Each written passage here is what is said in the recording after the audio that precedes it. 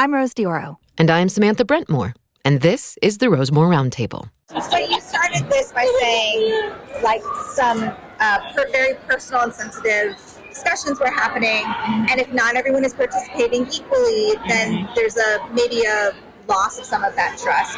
So bringing in a new person means you have to figure out a way to build, like, sort of very quickly build the trust that you've spent all this time building with one another. Yeah, it starts with you start with the books, and particularly with romance and the vulnerability in these private conversations, I identify with this, or I experienced this, or I experienced that, or wanted this, or wanted that, and then that snowballs into this really personal, intimate relationship that goes past the book. Yeah. If you listened to earlier episodes in this deep dive, you will know that was another excerpt from a roundtable discussion we had in June at Book Bonanza with a group of listeners and narrators as we dug into their perspectives on finding and engaging with the bookish community. That clip represents just a small portion of the conversations we've been having for the last month, as we've been collecting feedback via one-on-one conversations, DMs, and an online survey. Today's episode will feature more of that input as we explore part 4 of our 5-part discussion on romance narration and internet culture, etiquette and standards, aka the online rules of engagement. Basically, how we show up online as this community. Are there rules and standard expectations? Who enforces them? And are they the same for everyone? As a reminder, this 5-part discussion is different than our usual roundtable that features a variety of guests, as we wanted to dig in deeper on some trickier topics, bringing some of the in-depth discourse we've been having privately to the roundtable in an effort to hopefully stimulate your own conversations with your networks and communities. So far, we have tried to approach this deep dive with a journalistically neutral stance as much as possible, leaving our personal experiences and opinions separate and clearly delineated. At this point in the ongoing discussion, we will still share relevant quotes and data that we've gathered while beginning to editorialize a bit from our own experiences. As always, we will do our very best to make clear what is fact and what are our own opinions and experiences, and what are thoughts shared with us from other people in the community. To be clear, we really don't claim to have answers or be a representative of every community within the romance audiobook sphere. We may get things wrong because of our own perspectives and experiences or limited data set. So if there is some factual error, we want to appropriately correct it. And so send us an email if you hear something at rosemoorroundtable@gmail.com. We hope that what we've unpacked so far and what we will continue to discuss over the course of this episode and our final episode of this deep dive series next week will spur some reflection both for yourself and your communities, and that you have those conversations yourselves, building on some of the thoughts that have been digging at us. Okay, we love our table setting over here. But I think that's enough for now. Let's get into today's discussion. Okay, so I think that the clip we just played is a great way to start today's discussion. The overarching theme of that conversation was an emphasis on trust, and that the key to a book club, tight community, or friend group in the bookish space, or actually really in any space, I would say, is trust in the group of people you're speaking to, implying you have to know them to some degree, at least, which, of course, poses a real challenge when it comes to the internet and social media in particular. Yes, absolutely. A community doesn't exist without a degree of trust. We heard the following from a narrator about exactly this kind of idea of how we present ourselves. I purposely try to present my genuine human self so that people treat me like a person rather than an object or idea. And that last bit, a desire to make sure that people remember there is a real-life human being on the other side of that device, is key. So a big question, how do you cultivate that sense of trust that sound clip referenced? If the person you're interacting with is only viewed as a concept or idea, as this respondent named. Right. That is this big question. From another narrator respondent to our survey, we heard, the most positive parts of being in the social media space are how it keeps me up to date and aware of industry, culture, events, happenings, and humanizes my day by seeing other narrators go through similar ups and downs, and reminds listeners that I'm a human being. So when they interact with me, they have that as a reference and not just the characters from the books. Again, there's this emphasis on wanting people to understand narrators or authors, that they aren't just personas. They are people that listeners may feel like they know, but who have full lives outside of the work they do that listeners or readers may or may not know anything about. So is that sense of mutual trust there or not? If that's the case, if we're like, if we are only getting to show parts of ourselves, even if we're making this effort to make it clear that I am not my characters, right? I am a full person. I have all these other things in my life. We're showing, like, maybe you're someone who shows images or videos, clips of your daily life to kind of humanize you in that way. Is that enough to build the sense of trust that's referenced in the clip that we heard, to really make this feel like a cohesive community? Right. Because, I mean, like, we have to sort of give equally in that transaction. And I think that in general, online relationships, this becomes really challenging because there is this piece that's specific to narrators and how we show up. And I would argue by extension, like authors to a degree, right? I'm sharing parts of myself in my writing process, but still within the context of the work I'm creating. And I think even more it creeps into people who are showing up like content creators and influencers who are, again, creating brands and personas around their taste and things like that. And you feel like, you know them and their taste to a certain extent, and that's kind of part of the point of it. But is it, how much of that is really true, and how much do we know on either side of that interaction? Like, I feel like I really know a lot about Zendaya. Like, I feel like I know her vibes, and you're like, actually, I have to check myself often and be like, no, girl, you don't actually know her. I know what she presented to me. But it is really, I think it is really hard or easy maybe to get like caught up in that and feel like you really do know somebody. And in a community as small as the romance community, you want to feel like you've got that trust back and forth, whether or not it's listener to listener, listener to narrator, narrator to narrator, you know? I think that all of these touch points online, you're never showing up online. You're never going to be able to truly be yourself, like 100% encapsulate it.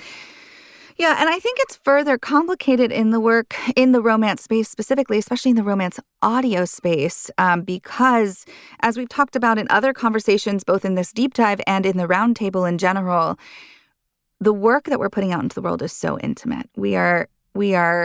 Most of the books we're doing are first-person POV, and we are talking directly into someone's ears through their earbuds most of the time. And it sounds like we're talking just to them. And in fact, a lot of times we are, right? Like, we've talked to a lot of narrators who have said that they know the people. And I think I said this myself in a conversation we've had. Like, you know the people in this space. You know a lot of them. We've met a lot of them in person. We interact with them online. And so sometimes you have specific people in your head when you are talking as that character, right? Like, you know who the listener is.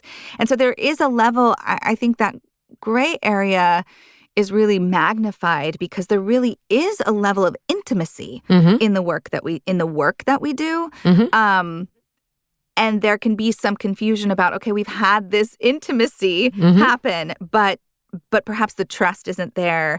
The knowledge of each other's lives isn't there. And so it can get really confusing particularly in this space, I think. Yeah, well, and I think that there's, like, speaking for myself personally, there can be like a slippery slope, because if I'm working on a piece that feels really directly related to an experience I had, and I want to highlight that when I'm talking about that book. Like, I've been fairly open about the loss of my father recently, and like a book that came out recently that dealt with that was like really important for me to highlight. Well, now that's something very like intimate about myself that then opens up a conversation. And if I've already made myself, if I've normalized a certain degree of communication with somebody, like, I've had a lot of interactions with people around this very personal, specific thing. And I've had really lovely conversations with people about parental loss, and that feels real. That feels like we're both giving the same amount of like, this is a real thing about me, and they're in turn giving a real thing about them, and you're meeting in a place of trust because we've now both given something. And that's me saying, like, and through the conduit of, I worked on this piece of art that connected to this very real piece of me, and what we share is that really real moment. Does that make sense? Absolutely. But it brings up a question for me of, okay, so you had this very real moment, this moment where you did share some trust, shared some confidence, you know, but does that now get applied in all situations? Or does it set can the that expectation? stand on its can it stand on its own? We connected in this one way. Does that mean I now know you and I know everything about you and now we can like talk about all private things? And I don't know, but that's a question that's coming up for me. I think that that's like the possible danger that I think is my responsibility to be aware of when I open up that engagement, because I think it opens up to this idea of like somebody allowed to now have misconceptions about me and who I am, because we now have this one intimate touch point with each other that somebody's going to extrapolate all these other details about myself. And I think it's interesting because there's a conversation we had with one of like a producer in this space. And I think that this idea of like, oh, I have just enough information about you to form an opinion about you and have some misconceptions takes off like wildfire on social media in all aspects. And they said, I think misconceptions can really take off in the social media format. Rumors or assumptions of any kind of news really can take off exceptionally faster and farther in a way that can be jarring at best and damaging at worst. And I think it takes off, again, using my personal example, somebody feels very invested and informed because we had a genuine connection around this one thing. And then if they hear anything else, it kind of fits into their narrative about who I am or what I'm about. And because of the viral nature of the internet, it can kind of take off. And I think we've seen this in many places, not just in the romance sphere, but like in places just anywhere online where nobody really knows each other. And it becomes this breeding ground for like assumptions about each other. Absolutely.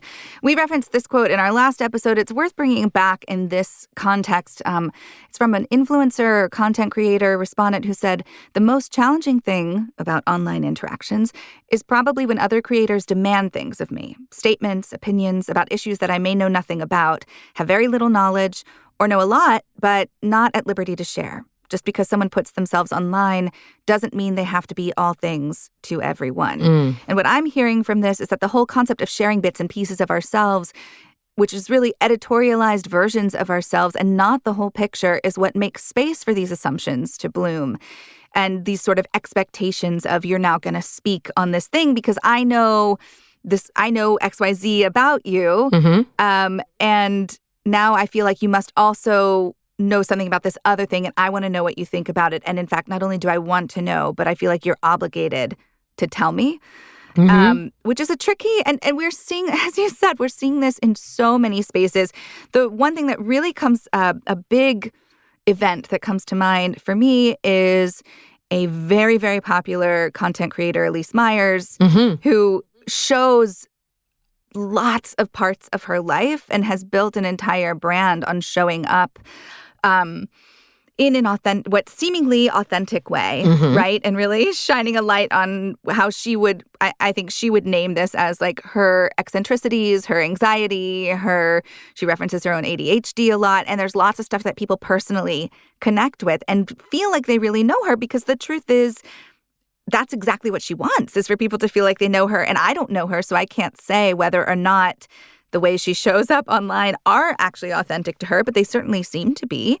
And so there's now this expectation that we know you and you speak about this thing, and now we want you to speak on this completely other thing that has nothing to do with any of the content you've ever shared. But because we know you as a human, we want to make sure your ideals, your view of the world is aligned with ours. And so we need you to speak about it, I think is sort of what happened. Can I challenge something there? Yes. Sure. I think you're right. Yeah, I think you're absolutely right. But I think that there's a nuance that sometimes gets missed in this conversation that I think ties to just like the human experience moment that we're all in right now, which is that part of me seeing somebody that I relate to who has shared a lot of their personal life, and I say, oh, I see myself in them.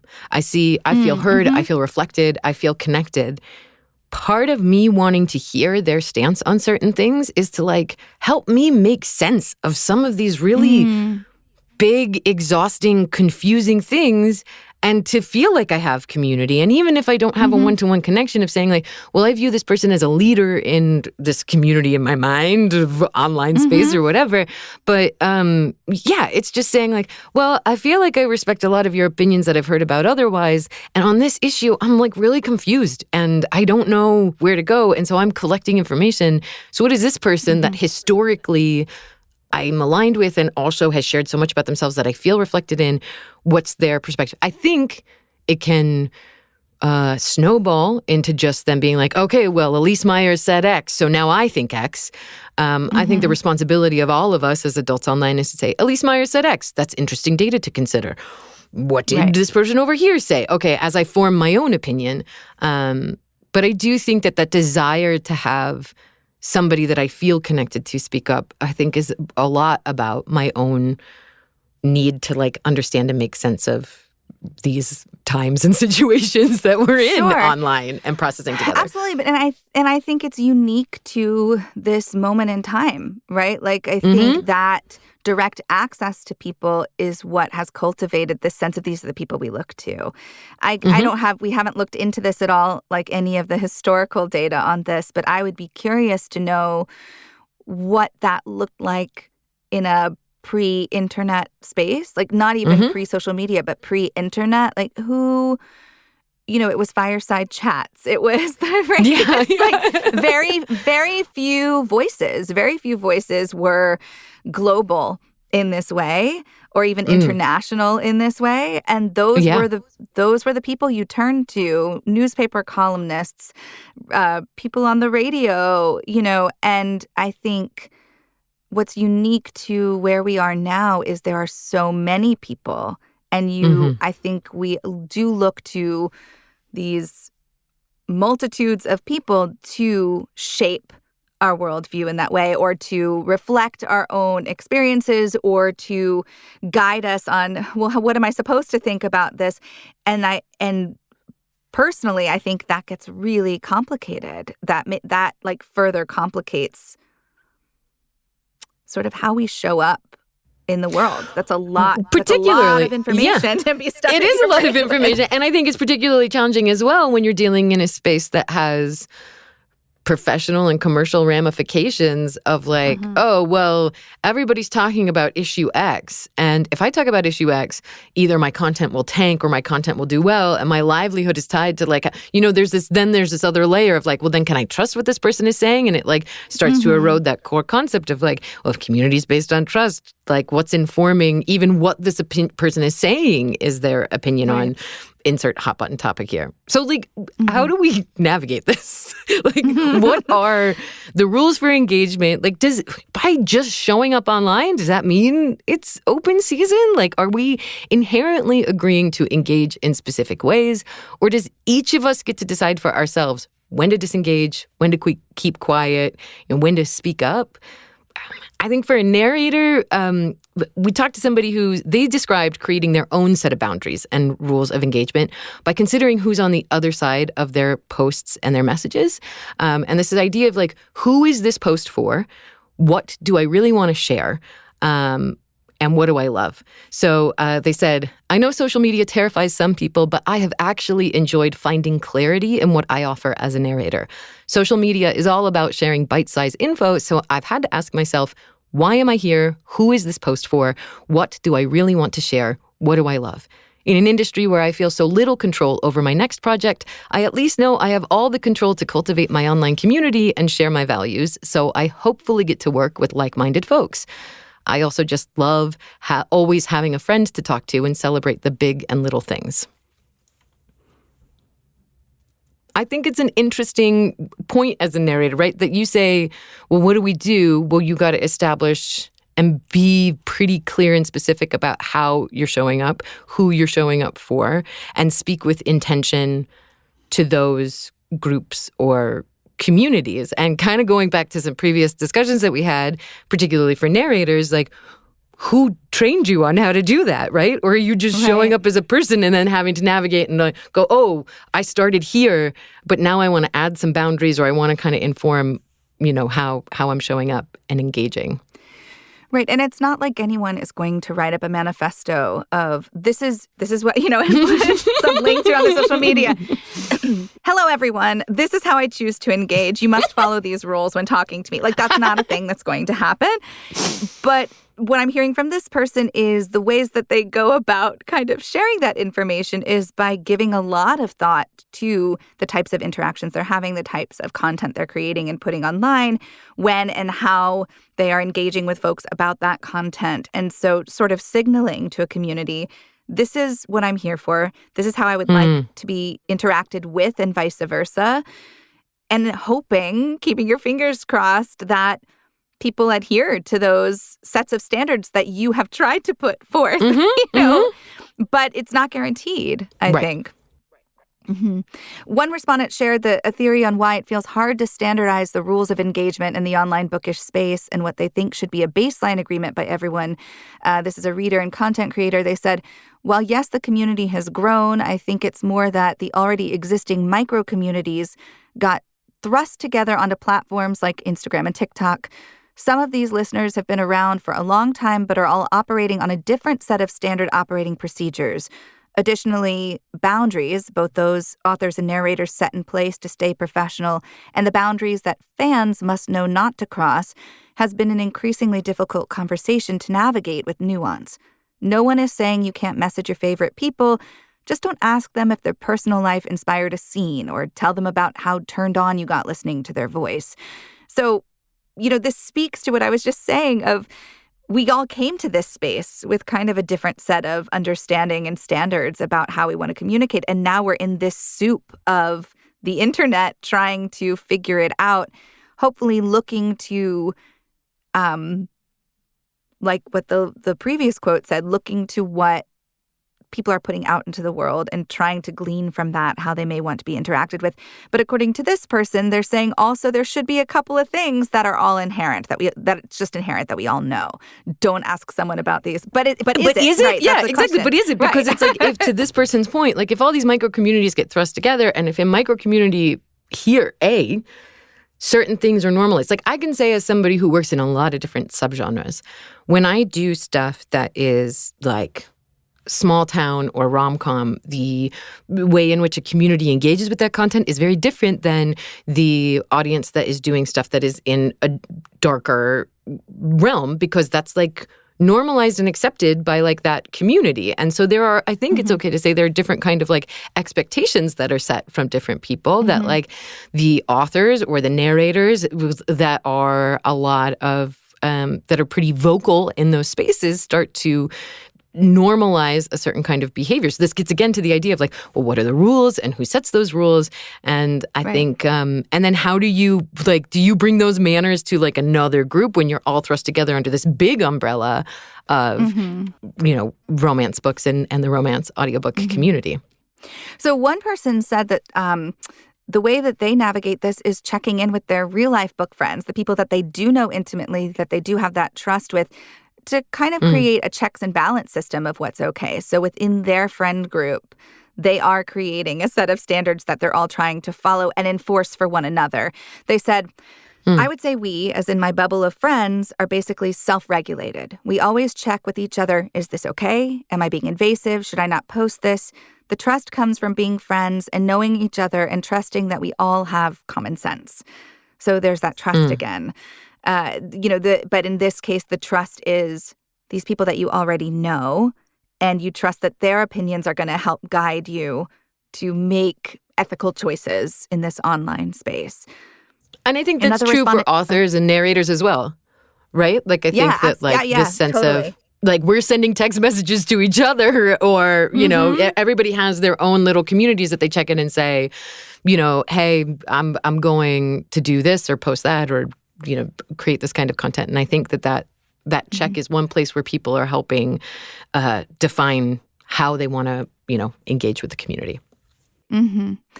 And so someone also responded with a time when their boundaries that they had aimed to create and share with the community were crossed. They said, this is from a content creator influencer, But we've also heard this from lots of authors and narrators. This person said, I receive some sexually inappropriate DMs on occasion. Just because we talk about, write, or narrate some sexual content does not mean that we want to receive explicit photos or comments. So for the previous person, they're citing common sense as a reason not to interact in the way that this person's describing. But it's not common sense, I suppose, if not everyone's doing it. It speaks, again, this quote speaks to the challenges around navigating that, but also separating the human from their content or art, which is made so much harder by not really personally knowing the human on the other side of that post, book, or audio. Again, that sort of inherent trust that you build with people that are in your close group of friends, in your family, whoever your trusted people are. We don't necessarily have that opportunity to build that with people who we only know in a particular context. And so there's this blurred line with the content that we're making, that we're constantly making, and who we are as human beings. And without knowing each other in real life, or even if you have met before, as we talked about at the beginning of this, there's not, you still are only knowing each other in these very particular ways and not necessarily knowing the bigger picture. So some things that for one person might seem common sense, for other people, the area is it's such a gray area that perhaps it's not common sense. It's not just a given that we're not going to communicate in those ways and about those things. Right, which kind of goes to like, well, where did you come from? Like, what things were normalized for you, and even if it's just coming from you, not other people. And are there other people? Because like, I don't know how every narrator or author is engaging with people on their private Discords, on their channels. Like, I'm not like looking at so much content. There may be people who are, normalizing some of this kind of engagement and making it, okay to engage in that way. And I think that's like kind of it's again one of those playing with fire, dangerous situations, just like I was talking about earlier, like sharing a very intimate personal thing. This dance we do with sexually explicit content and representing that in this also kind of unique sphere of like audiobook storytelling, like it is a very nuanced thing that requires, I think, a degree of like fundamental mutual respect, and starting from a place of a lot of the rules that these books are clear about, which is like consent and applying a lot of the things that we like teach about that before we engage with somebody. And I've talked to a lot of male narrators in this space who I think have to navigate this to a greater degree than female narrators. What I have found interesting in my conversations is that I think male narrators have to navigate some of this inappropriate attention from listeners that they feel is inappropriate.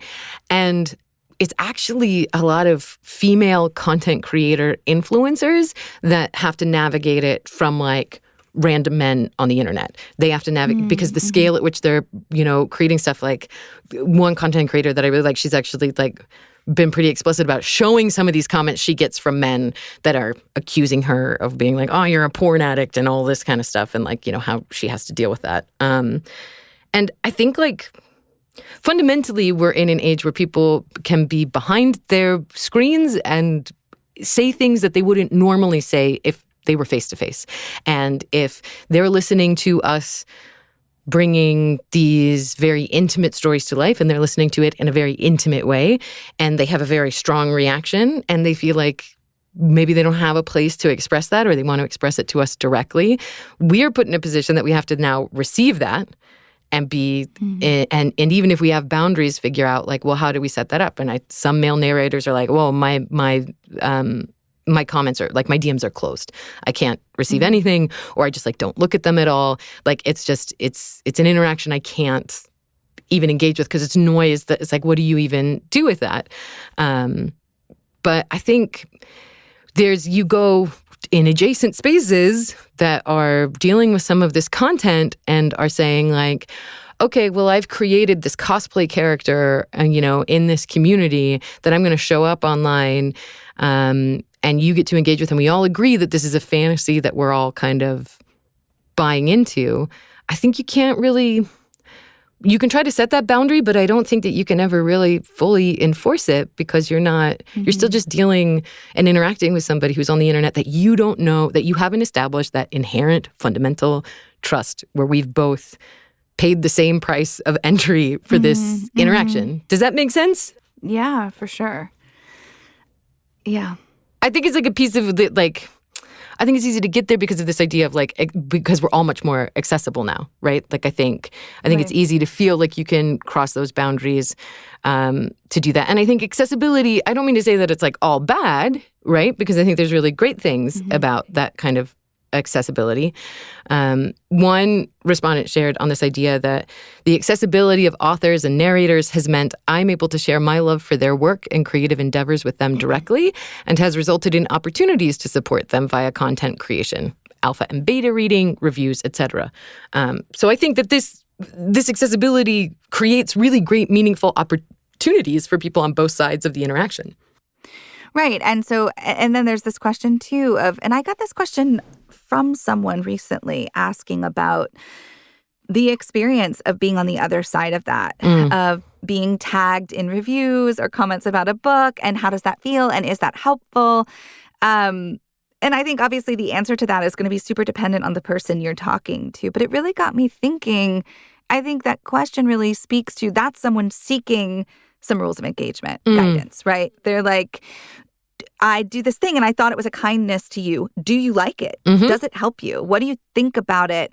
And I thought the question was interesting because we don't often get questions, or I'll just speak for myself. I don't often get questions about that. You know, like someone actively saying, how do you want me to engage with you? Does it feel good to see that I loved this book? Or is it like receiving a compliment in real time and not knowing what to do with it? You know, being on the receiving end of that is not necessarily a cut and dry experience either. But I would say just for myself, it often is helpful guidance on what's working and what I'm doing as an actor. You know, like am I seeing a lot of tags about this particular book, and are they saying anything? Did anything stand out about the performance that I gave? And so that's information I can use in future performances. I don't think it necessarily makes me feel tied to that person or like I know them any better. You know, when we're thinking about being in this space together and how we interact, that feels like an interaction that's solely about the work, right? And the thing that's being consumed versus the human beings behind it. So those feel very separate to me. I don't know. How does that sit with you? What's it like I for would you? totally agree. I get this question a lot in various forms, actually. Like, do you like being tagged in a lot of things? Somebody also asked, hey, if I'm sharing a clip that's like dual narrated, but it's only a clip of your co-narrator, do you still want to be tagged in that? Does that annoy you? And I find I just want to call out like the thoughtfulness of this community to think that anybody would even remotely think to ask that question. I think that's like a really like lovely way of saying like, well, I want to establish some rules of engagement and I want to be respectful of you and what you have to navigate. And I would agree with you that like, you know, there's a couple different kinds of tags, right? There's the like, we got a PR company behind this. Everybody has the same post. Everybody is tagged in this everywhere. And you sort of get that like, you know, flood of tags. And then you have ones that are like, oh, very specifically about the work itself. And I think in all instances, speaking for myself personally, I like to see, to your point, like the conversation around the work. And it's not about me, the narrator, and that person, the individual. It's about our shared experience about this third thing, which is the work. And that does feel like it feels like to me what the community is about, which is us all showing up and saying like, oh, we're all a piece of this work, whether or not we create it or consume it. But we all then get to have a conversation about it and appreciate it. Which again is like, it's a very now experience, right? Because if you think about movie stars and actors and other mediums pre-social media, I would say even this isn't about movies and TV and stuff, but Yelp. You know, Yelp created this culture of we now as citizens of the world get to share our experiences of going to this restaurant or this massage place or whatever it is. We didn't have that before. All we had were hired reviewers to show up in newspapers and magazines and say what they thought about something, or like a Siskel and Ebert situation where they were on TV talking about it. Now there's so many access points for any person, any consumer of any medium to share what they thought about something. And we, as the people making that stuff, hear from those consumers about their individualized experience with this thing. And I think some of this, some of the other stuff we're talking about today about moving into the personalized space of interaction, that's why it's there, right? That's why it can happen, because now everyone can be a reviewer. You don't have to be paid. You don't have to have someone tell you it's okay to like that your opinion is deemed worthwhile. You just get to share it, and you get to share it directly with the people that made the stuff you're talking about. And that is very of the moment and new. And I think it feels like that's kind of taken for granted a little bit, like that I don't know, this is maybe the first time I'm really thinking about the fact of how new that is, and what that has done to kind of change this landscape and open up the doors for one-to-one interaction with consumer and human making the thing. And when does it shift from I'm reviewing something or I'm just sharing that I loved this thing? I'm just thinking about this quote from this person that they said, the accessibility of authors and narrators has meant that they're able to share their love. It brings up questions for me. That wouldn't have been a thing you could do before. And are they saying that it feels exciting that they can do it? And then to take that a step further, because you have access to doing that, to telling someone, I really loved this thing that you do, does that also mean you have access to them as a human being beyond the work that they made? These are just the questions that are coming up. In my mind well, and I think a lot of it depends on how you've like presented yourself and like what that is. And also like we're in an era where like movie studios are going to be really excited if there's a conversation happening about that movie. And then they're going to be like, hey, Ryan Reynolds, take your phone and go like respond to a handful of tweets because people are just going to love it if Ryan. And like, I would be super excited if Ryan Reynolds responded to some content that I did. That would feel amazing. And I would feel like I will speak for myself, but there is something that you can't quite put your finger on, which is this experience of connection, of I said a thing and the account that is named Ryan Reynolds that I believe he, in his phone, in his hand, is scrolling and reading and responding to, I now have had, however remote or specific, an interaction with him. And that feeds some dopamine, that feeds some connection. I feel super excited. Like, and you see people who do this, again, on large scale, that it's like, you won't see this because you're not on TikTok, but you'll see somebody who will post a TikTok about Taylor Swift and be like, I love this and blah, blah, blah. And then like Taylor Swift will pop down in the comments and then they'll make like 3 videos pulling the quote from Taylor Swift, being like, Taylor Swift responded. And that interaction of connection and accessibility makes, for me, I'll say, would make me feel more connected to the work because now I feel like we've had, like I saw you, great work. Oh my gosh, we're connected. They saw back. Like this is a very thrilling sort of thing. And if I'm really super invested in something or I've spent like a lot of time with them, I could easily take that and say, well, now I know more about them, or I could fill in the details of a picture in my head about them. That feels really satisfying. It's kind of the evolution of like going to the stage door and getting signatures after a play, right? There's something incredibly exciting about that. This person came out the door, they came out with a pen, they knew people were going to want signatures, and I got one. But that is like, they were expecting it. But here's a moment where I said this thing and now Taylor Swift is responding to it. I did not expect that. And what does that say about how she feels about me?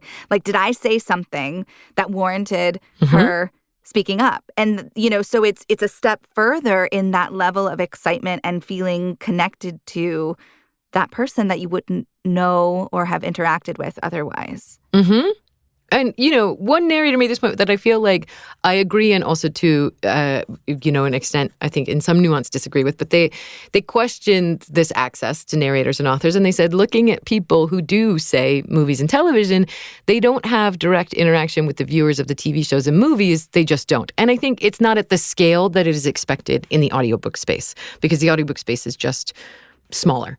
And there's no way that like everybody who goes and sees, the next who goes and sees Blake Lively in the Colleen Hoover movie. Like, Blake Lively's not going to respond to every review, like every post about it. Like, that expectation's not there because I think it's tied to a sense of scale, and that they started at a place where, like, well, the access wasn't permitted. Whereas I think, like, is this space different? I think to a degree it is, but mostly just tied to scale. Like, the question is why, okay, scale is one of them, but like, why do narrators and authors feel inclined to be in contact with folks who are consuming this work, and vice versa? Like, why is there that instinct to say, oh, I read this book, now I want to meet the author? Is there an expectation that we have inherently signed up for that interaction by saying that we want to write books or be narrators? And what happens if we choose not to? And I would posit personally that I think in a post Bookstagram Book Talk viral support can give you a career, kind of move for the publishing industry, that there's a big push to show up and to engage and to cultivate community around your art. And I think, like we talked about in previous episodes, that like there's some real data behind a lot of that, and there's a lot of asks. You could have I deal with this as a producer, working with the big five publishers. I've got a narrator coming into my space next week, actually, for one of the big five, and they sent us, they don't have social media. We need to record this content because we're going to be putting it out on our channel, et cetera, et cetera. So my studio is helping record that promotion, give a behind the scenes look. And this narrator is expected as part of it to do that kind of promotional connection piece. So I would argue that, there is a little bit, there is this move towards accessibility, both from the listeners and the readers, and also from the people who are providing us as authors and narrators job opportunities. I don't know. Do you have a different take on that? No, I think that's true. And I think what's different about this space, I think the sort of larger scale version of that is going on a press tour for a movie or TV show, showing up on late night TV. And, you're talking about the thing that you made. But that's a heavily scripted conversation. But because of the media training that those people receive, it's delivered in such a natural way that anyone watching that is going to say, oh, I really know who this person is. And now I want to see this movie because I know who they are and I like who they are. And they were so funny and engaging and charming.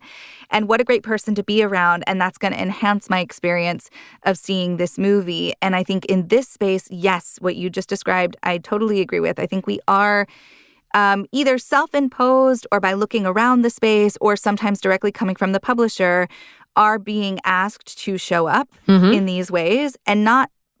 But I think sort of the late night TV version of it for us is showing up as ourselves, or whatever the version of ourselves we've decided we're going to share in these online spaces, and engaging and being charming and making being someone that people want to be around, which is going to enhance the experience of listening to your work. I think that's the parallel, and it's a much smaller scale, but it's still there. And it is, as we talked about in previous conversations, it's without that media training. It's without that guidance. It's without that script. It is just kind of you. Even when, and I don't know how this is going to play out with the person you're talking about coming into the studio, but I would be curious to know what exactly those promos look like. What is the publisher asking for them to do? Are they giving them a script, or like, what is it? Is it more just a commercial? Like, buy this book because XYZ thing. I don't know what that is, but I think we see it in the social media space.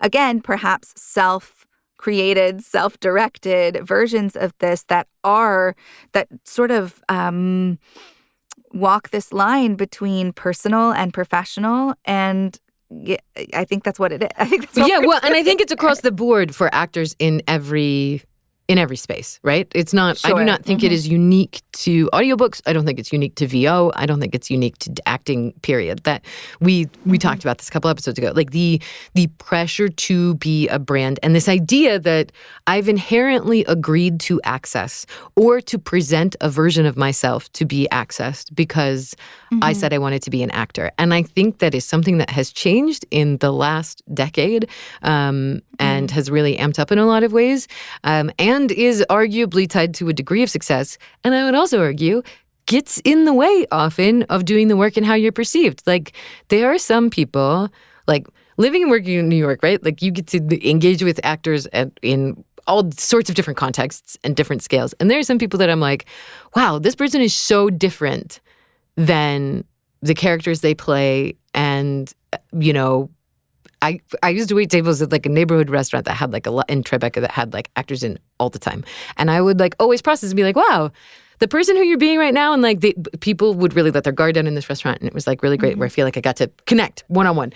And I had this like disconnect of like, oh, the characters you play and how you are in real life. And I'm kind of glad that you don't do as much work to put yourself out there because now I can get lost in you and your work and the characters you're portraying. And I think sometimes when we are pressured as actors and as authors to show up and be this person and give parts of ourselves that hits without any media training or any help, like we could be harming ourselves or pigeonholing ourselves, or it just gets really...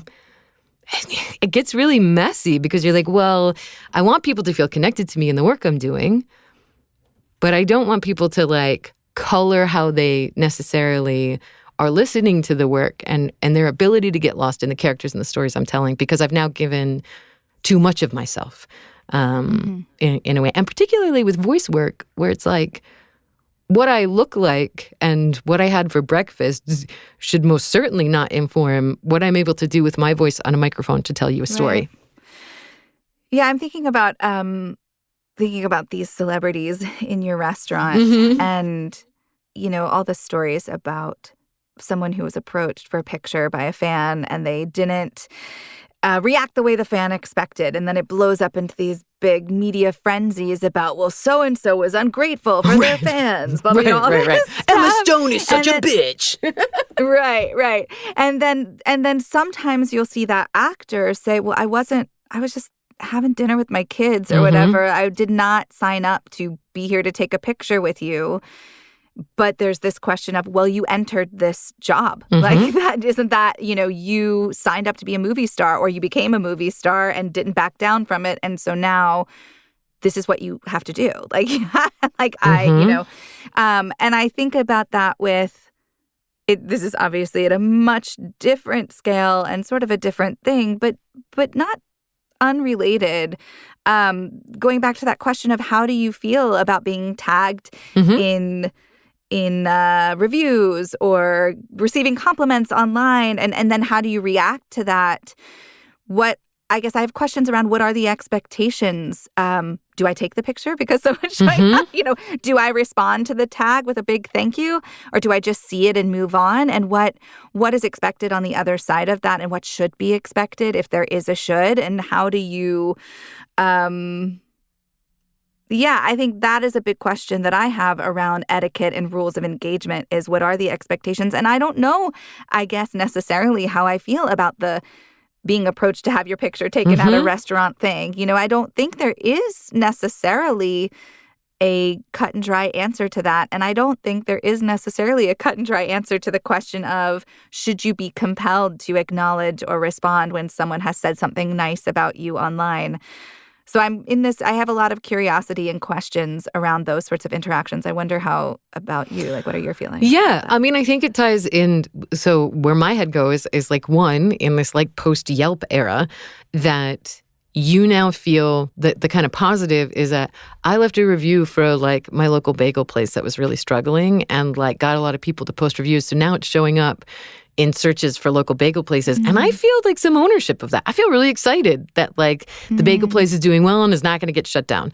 I experienced this a lot as a theater producer in New York, particularly one that worked with more people who were testing out ideas. And I would work with somebody, and then they'd work in a black box down, in the Lower East Side. And then, like, the next project they did was on Broadway. And I feel like I helped discover you. I helped get you there. And I have a real sense of pride and excitement. And what I had to temper with that was like, and I also, that person got there on their talents and their merits, and because the work is good, and they don't owe me anything, and we just are mutually excited about like the work itself. But it can be hard because I spent a lot of energy producing them and finding them, and it feels like, well, yeah, but like I was there. And I think that can be really hard to navigate when you've been empowered with this kind of access and accessibility. And so I feel like then kind of shifting to like how I feel as a narrator then in this space that is navigating that and getting comments, I feel genuinely compelled specifically to content that does feel uniquely that is not the kind of PR box we're cutting and pasting promos and blurbs. Right. I feel compelled to engage with it if I have the time and the space for like likes and shares, because I understand how the great algorithm works, and I think that that's like an easy thing. But I also really want to genuinely engage with people who have taken the time to genuinely review or create edits, and that when at a certain scale or when my life is in a certain place, that becomes easier to do authentically and thoughtfully. And then as my own life gets busier, or a book just operates or is talked about at a scale that I can't manage, then it becomes really hard then to be like, okay, I've got 5 posts in a row. I've read all the reviews. I really digested them, and I want to authentically show up and comment. But like, after a certain one, like it gets really hard to do. And so I think it makes sense why a lot of people then start to lean out of very active engagement. And I think there's something like, I'll just speak for myself, like as somebody who operates with chronic imposter syndrome, I am genuinely humbled by opportunities I get, and that people still choose to spend the amount of time that they do with listening to me. But there is something psychological about like the 10th time I've presented myself in this sort of like supplicant way of, humility, like finding it so that I don't I worked really hard for that opportunity. And I am so humbled that you spent 10 hours listening to that book. And like, it means so much that you wrote that review. That is my honest Sam truth. I mean that wholeheartedly. But I think there's something about engaging in that very specific interaction time and time again that starts to, by degrees, like shift how you think about yourself and the work, which makes it something I think you have to be really thoughtful about on like how you engage and why. Yeah. I also think, we talked about in, was it maybe 2 episodes ago, about being a narrator in the social media space, what there is to gain from that from a marketing perspective. And so there also is this piece of, well, okay, back to that question about do you take a picture in the restaurant when you weren't expecting to or not? In the case of this space in particular for authors and narrators, so many of us have recognized the power that engaging in this space has for taking charge of our own careers. And, if you cultivate a name for yourself, again, we've referenced that we don't really have actual data for this. Sort of. It's sort of gray. It's not necessarily a one-to-one correlation, but a lot of people have cited that showing up in social media spaces, putting themselves out there, making a name for themselves in that way has garnered work, according to them. So, if that's the case, and we're saying that these are the ways, all the ways we've laid out in this episode, these are the ways people are engaging online, it's sort of a have your cake and eat it too situation. Like, yes, I need this. I need this relationship with you people in the social media sphere, so that I can get these things that I want for my career. And also, I want you to know that I'm a human being. And also, I want you to follow these rules I've set out that I can't write up in a document to share with you. And so it is complicated, right? It is complicated to know how to navigate. It is complicated to know when you're making the right choices. It is complicated to know when to back off. It is complicated to know, to have expectations around how you want people to engage with you and vice versa. I don't think that there is a straight line as to No. what are the answers to rules of engagement. I don't know that there are any. Yeah, I think that's... No, I don't think that we'll there explore more of are. that in our next episode. Yeah, definitely. And I think, people are, I would say that from the conversations we've had and in, I think I can speak for both of us, like our own personal experience, that on the whole, the community does seem to generally be trying to thoughtfully figure out how to do that. And that, while it did start with some presumptions of certain things that then were then also reinforced by the community. An example being we don't out people and their pseudonyms because people have them for various reasons. And if somebody did, then the community would step up and say hey, we don't do that because people do this, X, Y, Z. So there are unspoken rules that were kind of reinforced by the community by inherently showing up. And I think that for the most part, I find this community trying to look to each other and go, is this not a rule anymore? Is this one? And what is the rule for you? I think that, that's, especially in this day and age, a lot of times it's just well, what does it mean to you to show up in this space? Which goes back to people asking, do you want to be tagged in this stuff? How do you want to, engage in this?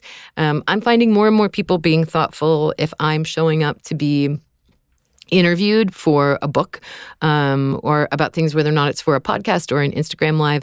More and more people are getting into the practice of saying, here are the questions we're going to cover. If there's anything you don't want to talk about, please let us know. So I think people are trying to find those rules of engagement, even if it's just one-to-one and being, moderated by it. But I also think that it's just the internet. And so there is no boundary on where the community really starts or ends. So I can see another narrator do something and go, oh, are narrators doing that now? Is that normalized? Do I need to be doing that? What does that mean for me? For example, recording, choosing to take your recording sessions online live, right? That has become a really popular thing to do. Is that now an expectation that I'm going to take you behind the scenes actively in real time with the thing that I'm making? And what is the goal of that too? Do I need to show up to conventions? Is that an expectation of me now? Do I need to reveal that, do I have to tell you that this is a pseudonym and what my real name is? Do I need to show, my face and my home and my book? What level of access is now being asked of, to that question of, what contract did I inherently sign by saying, yes, audiobooks, please. There is no contract. And so I think much in the same way that listeners and content creators are trying to figure out, well, what do you guys on that side kind of want and need? I think similarly, we're trying to figure out for ourselves, what do I want and need? Because to your point, it is kind of disingenuous to sit here and build a career off of being accessible and Sammy Good Times over here, and then to turn around and go yeah, but you can't talk to me. And also again, I'll speak for myself personally. We put out this podcast where we are talking about industry, challenges and opportunities and, ideas. And we bring people together for that. I think we're pretty clear, the table setting we did to say, we're not experts. We're not the only ones who know things. But inherently, we are inserting ourselves into a position to say, we have something to say about this. That inherently implies that, totally. We want people to listen to us. And so there is a degree of responsibility with then what is communicated from that position. And it would be disingenuous if I turned around and was why would you take my words and do something with that? I have to own the responsibility that I signed on for by presenting myself in such a way. And I think it's easy to end up in a position where you lose sight of the fact of the responsibility that you have to your community.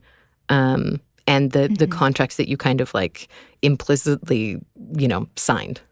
Yeah. I think that also brings up a question for me about at what point can you break that contract, quote unquote? I think any time, because we are individuals and humans. You reserve the right. Yeah. Right.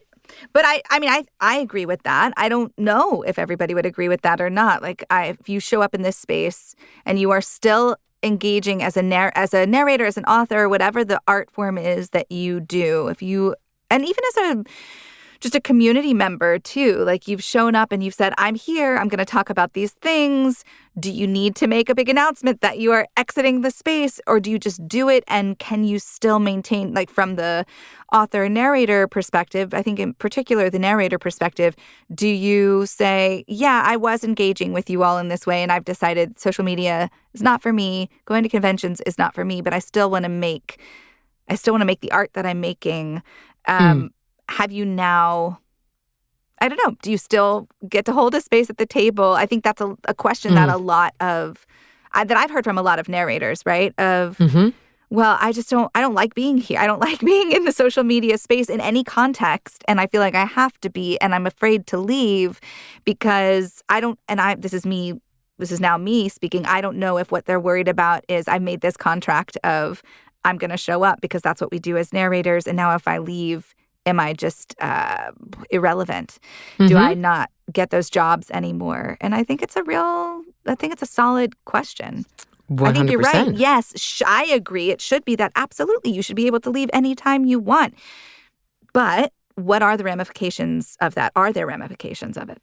Yeah, I mean, I think that it's in 2024, I think that the reality is that there are ramifications, particularly because there is an entire workforce that has entered the industry through the lens of, well, I'm showing up online first, and that's discoverability. And this is the kind of like, to a certain extent, it's like B2B, like business to business marketing, right? Like I'm a narrator with a service, which is that like I can bring your books to life. And in a post-ACX world, you are an indie publisher who is bringing it to the, to the world. You're paying for it. And so like I can provide you that service.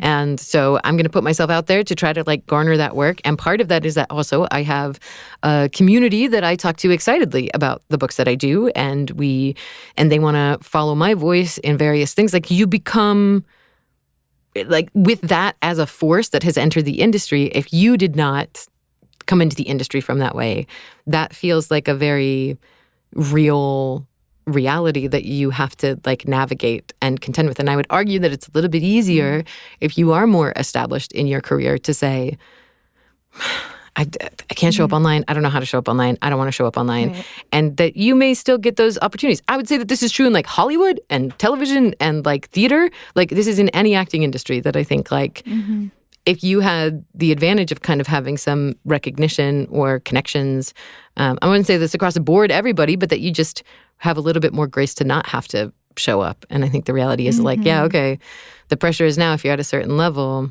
it's just a very real thing that you have to navigate and define for yourself what it's going to be and figure out how you talk to people about it. And what is really, I don't think we have to take care of ourselves first, and we have to figure out what is most like important to protect, like that makes us actors. I talked to somebody about this recently, about how we engage online. I maybe have talked to you about this, but like we have to do a lot of work by showing up online. And the way to like stomach a lot of that, whether or not that's bad reviews or like, negative content related to anything that we are involved in as artists, we have to like turn our brains off to it, start to build calluses so that like, and even with the really good stuff, right, to stay sane and not like get high on my own supply, I need to like temper that positive feedback as well with a degree of like a filter, a callus, or whatever.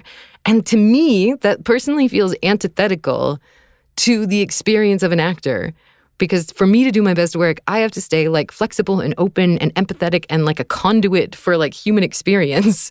And so if I'm to survive in this industry, putting up barriers to human existence so that I can stay sane, like it becomes this weird dance that I don't know the answer for myself. I certainly don't have like a playbook for people to be like, here's how you figure it out.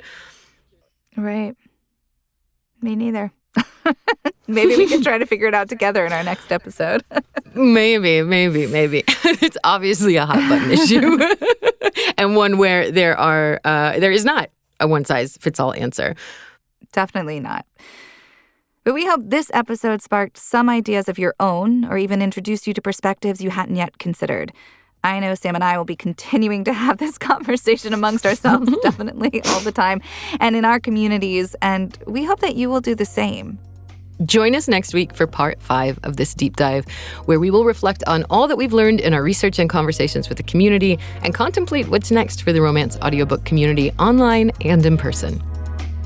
Be sure to subscribe to our channel on YouTube or your podcast platform of choice so you are alerted when that and all future episodes go live. Thanks for listening.